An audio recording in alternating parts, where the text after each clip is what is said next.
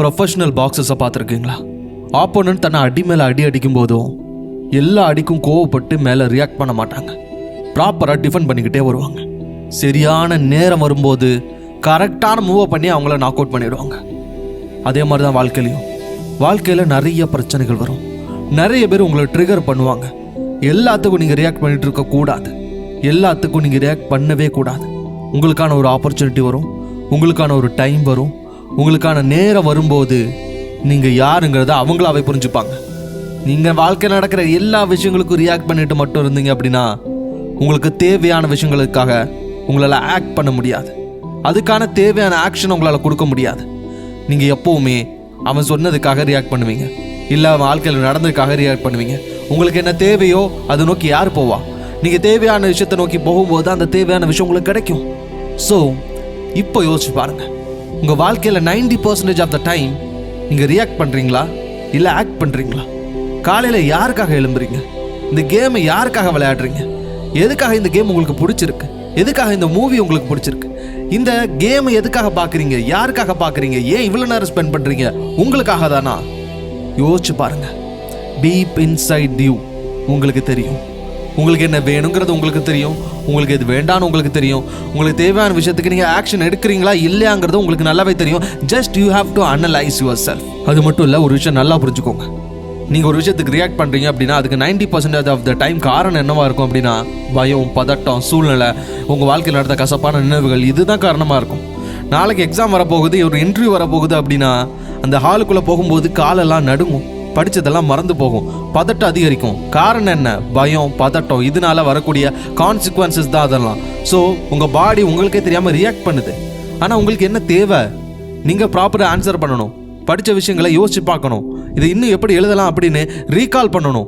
இதெல்லாம் பண்ணணும் அப்படின்னா நீங்கள் ஆக்ட் பண்ணணும், ரியாக்ட் பண்ணக்கூடாது. ரியாக்ஷனுங்கிறது 90% ஆஃப் த டைம் உங்களுக்கே தெரியாமல் உங்கள் பாடி கொடுக்குற ஒரு விஷயம். ஆனால் ஆக்ஷனுங்கிறது நீங்கள் கான்ஷியஸாக உங்களுக்கு தேவை என்ன தேவை இல்லைங்கிறத புரிஞ்சு அறிஞ்சு செயல்படுறது தான் ஆக்ஷன். அந்த ஆக்ஷனை நீங்கள் கொடுத்தீங்க அப்படின்னா உங்களோட கோல் உங்களுக்கு கிடைக்கும். அந்த இன்டர்வியூவிலையோ அந்த எக்ஸாம்லேயோ உங்களால் நல்லா பெர்ஃபார்ம் பண்ண முடியும். எல்லாரும் சொல்லுவாங்க வாழ்க்கையில் நினச்சது நடக்காது அப்படின்னு. அது பொய்யெல்லாம் இல்லை, உண்மைதான்.